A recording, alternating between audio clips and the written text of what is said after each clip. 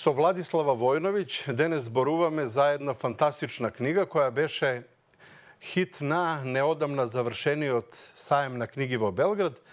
Книгата е едноставно наречена "Дај бабо главу", а ја само би кажал монографија за култниот филм "Како е пропао рок-н-рол". Ја имам таа чест со нас денеска да биде Владислава Војновиќ, драматург по професија, писател, продуцент, "Козје уши", "Принц од папира" и "Како е пропао рок-н-рол". И још много тога. Добар ден, како сте? Dobar dan, odlično, kako ste vi? Драго ми е што се слушаме, добро сум. Многу ми е драго што имаме убав повод да зборуваме за вашата книга, која знам дека се подготвуваше подолг период, али излезе точно на 35 годишнината од овој филм "Како е пропао рок-н-рол". У приватен разговор ве прашав, али сега повторно ќе ве потпрашам. Дали вие бевте фан на филмот "Како е пропао рок-н-рол"? Pa kao i u privatnom razgovoru ja mogu samo da ponovim da sam ja mislila da je to normalan početni film za karijere mojih drugara i tako za tu Avala film koja je tada počela da se ponaša kao neki savremeni producent iz neke civilizovane zemlje. I svi smo mislili da je to divan film, ali ne kao da je to neko čudo neviđeno, nego da je to početak, to su 3 kratke priče, 3 mladih autora, a tek će toga sad da bude kad krenemo u svetlu budućnost. Umesto toga, to je bio kraj i svetla budućnost se nekako malo kao nije baš dogodila. Колку долго работевте на подготовка на книгата? Mene su Predrag Popović, koji je vlasnik i glavni odgovorni urednik izdavačke kuće Pop Books, to je čovjek koji je nekada pisao kritike za Jukebox, a onda je postao elektroinženjer, a onda je postao softveraš i napravio veliku karijeru u Londonu, pa se sada pod stare dane vratio pop kulturi i rock'n'rollu koje je najviše voleo kad je bio mlad. Dakle, on se zove Predrag Popović i Goran Tarlać, koji je novinar, stalno zaposlen u Pop Booksu, pozvali negde, na primer, u novembru, ja mislim, ili decembru pretprošle godine i pitali me da li bih napisala knjigu o kako je propao rock'n'roll u čast našem zajedničkom prijatelju Branku Vukojeviću koji je poginuo pre 30 godina, pre 20 godina, 20 godina je bilo prošle godine u Londonu. Onda sam ja rekla da ne bih pisala, ali da bih mogla da priredim knjigu o kako je propao rock'n'roll. Onda smo shvatili da nije samo Branko nestao sa lica zemlje, nego da tu ima jako puno ljudi, da je manje više, bar 1/3 ekipe više nije sa nama. I onda sam rekla da ću ja da skupim, to je bila moja ideja, kako ću da skupim sve te razgovore i svedočenja onih koji su živi, a da one koji nisu živi, da će o njima da napišu nešto oni koji su im ili kolege ili porodica ili ljudi koji su ih dobro poznavali. I sad sam ja mislila da će to biti nešto lako, lakše nego da pišem sama i ja sam se potpuno prešla. Ispostavilo se da bi ja to sama časkom napisala jer ja kontrolišem svoje htenje i vreme i rad, a da su ovi ljudi često neki nisu uopšte hteli, pa nemaju kad, pa ne mogu da se odazovu, pa zašto to da radimo, pa ko još će da radi, pa da li oni mogu da im pošaljem ja pitanja kao za intervju, pa oni nisu vični pisanju, ne znaju kako radi Word, pa nek ja dođem u tu i tu kafanu u to i to vreme s diktafonom pa će da mi ispričaju, pa onda ne dođu.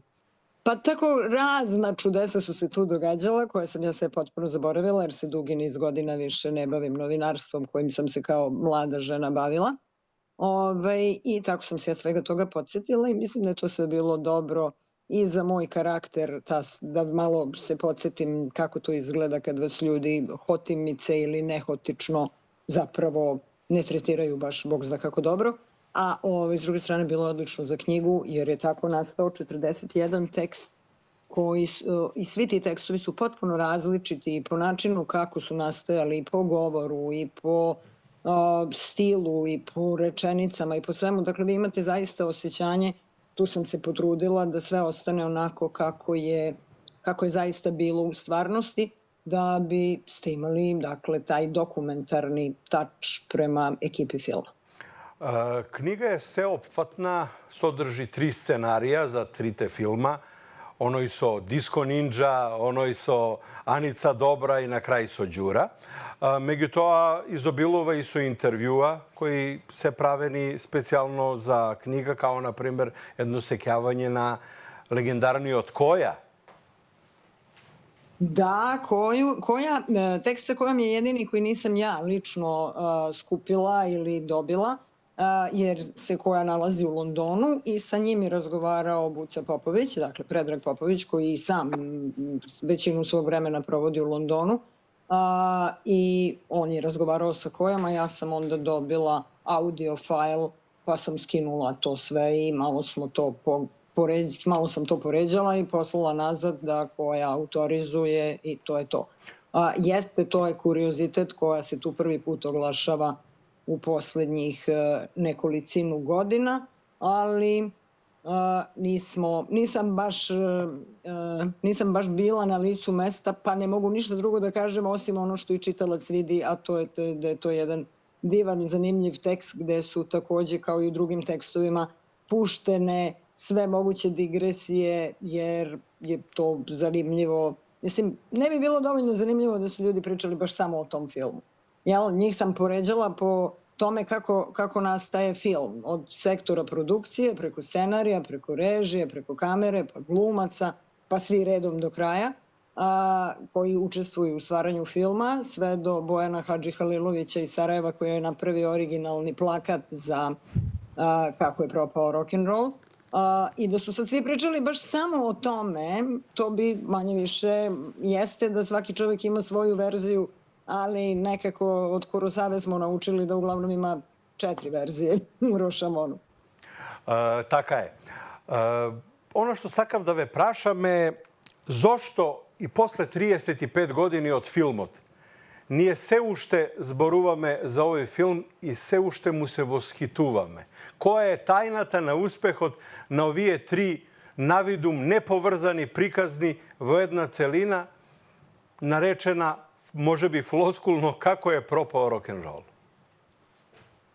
Ja mislim da je razlog što je taj film tako važan u tome što je on bio jedan od malo filmova koje smo u onoj zemlji koja sad ime više ne sme pominjati, nego se zove Region. Dakle, od filmova u Jugoslaviji koji se potrudio da liči na strane filmove, da liči na savremene strane filmove, jer vi se verovatno sećate, mladi ljudi to ne mogu da znaju, da mogu da vide i dan danas, kad se neko ozbiljno bavi, na primjer, filmskom kritikom, to nikad nije isti aršin kojim ocenjujemo strani film i domaći film. Ono gde ćemo domaćem filmu da damo 5 zvezdica, to je nešto zašto stranom filmu, ako bismo dali 3, mislili bismo da smo preterali. Jer nekako mi stalno vodimo računa da mi ipak nismo taj veliki svet, da nemamo ni te uslove, da nemamo ni taj novac, da nemamo šta ja znam šta nemamo. I tako je ovaj film u to staro vreme, to mi je isto potpuno fantastično da je to vreme staro, meni je staro vreme kad su moji roditelji pokojni bili mladi, a nekad sam ja bila mlada. Znači u to staro vreme pojavio se film koji je ličio na strane filmove, imao je mlade ljude koji su i duhoviti, koji su romantični, koji su smeli, koji su lepo snimljeni, koji su lepo obučeni, koji rade neke zanimljive stvari, koji su na svaki način i fizički i značinski fotogenični. Svako bi želeo u to vreme da bude takav.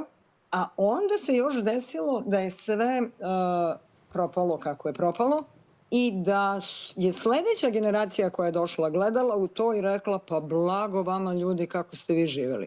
A mi u stvari uopšte nismo tako živeli. Malo ljudi je moglo tako da živi i ne baš sasvim tako. Ostali nisu tako živeli, ali smo svi sanjali tako da živimo. A onda su ovi sledeći sanjali da bi i oni tako živeli kako su živeli ovi, a to sve bajka. To sve kao čovek koji je ubio Libertija Valansa, Johna Forda. knjigata beše jedna od hit knjigi na sajmot vo Belgrad. Imavte li interakcija so čitačkata publika, knjiga Bezogled, što je prilično skapa za ovije naši uslovi, isto taka prilično dobro se prodavaše. To se soglasivme vo privaten muhabet. Ja svima savjetujem da kupe knjigu ako mogu, da je kupe nekom za poklon ako im je do nekog stalo, a taj neko ima takva interesovanja.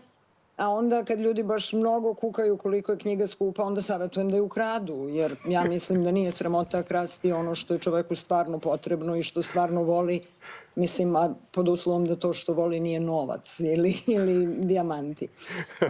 Tako da, mislim da je rock'n'roll ukrasti knjigu i da je to dobar fazon.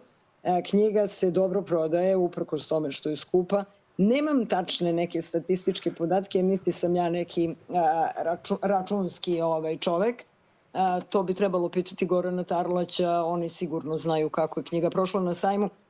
Između ostalog, nije postojao na sajmu nikakav poseban štand izdavača Pop Books, nego su knjigu prodavali Vulkan, Laguna, Makart i još jedan prodavac, koji je lanac knjižarski, ali sam sad zaboravila kako se zove, izvinjavam se.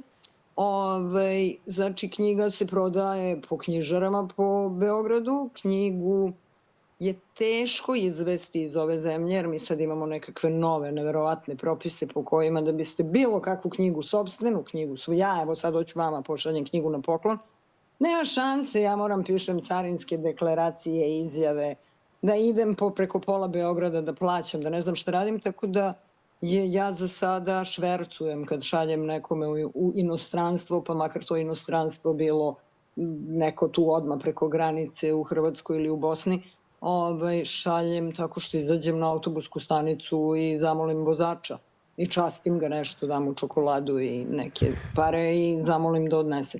Tako da mislim mi moramo da budemo pokret otpora i da radimo u korist knjiga i kulture i ljubavi, a protiv birokratije. Se soglasujem. Kažete mi, da li se gledam evo Skopje na promocija, da li postoje takvi planovi? Ja sam uvek za, ali pošto ja nisam ovde glavni gazda, treba pitati, ponavljam, Gorana Tarlaća, on je čovek koji organizuje stvari. Ali ono što vi možete... Bilo bi divno. Ali ono što vi možete da mi kažete je zavašite uspesi vo filmovite i vo serijata Kozije uši, potom vo roman od Princ od papira. Isto taka bevte koavtor na scenarijoto Kako su me ukrali Nemci. Da li je to sve točno što go kažav? Da. Da li podgotuvate nešto novo? Pa ja bi spremala nešto novo kad to ne bi bilo toliko teško i stresno u ova vremena. Sada trenutno nemam ništa novo, imam roman koji završavam svoj, ali što se filma tiče, verovatno ću se time pozabaviti tek kad ova naša kćerka, pošto moj muž je Miloš Spasojević, on je direktor fotografije već 100 godina, inače poznat po tome što je za slučaj Harms u ona stara vremena dobio Sternberga u Berlinu.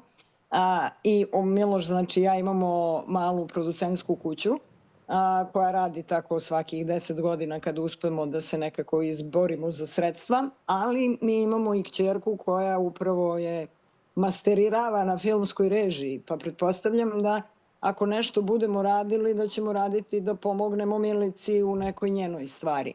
A Milica je inače ta osoba koja u filmu Kozije uši glumi unuku glavne junakinje, a u filmu Princ od papira glumi glavnu ulogu. Znam. A to smo sve mi napravili, dakle, tog Princa od papira može svako da gleda na YouTube-u, ja mislim.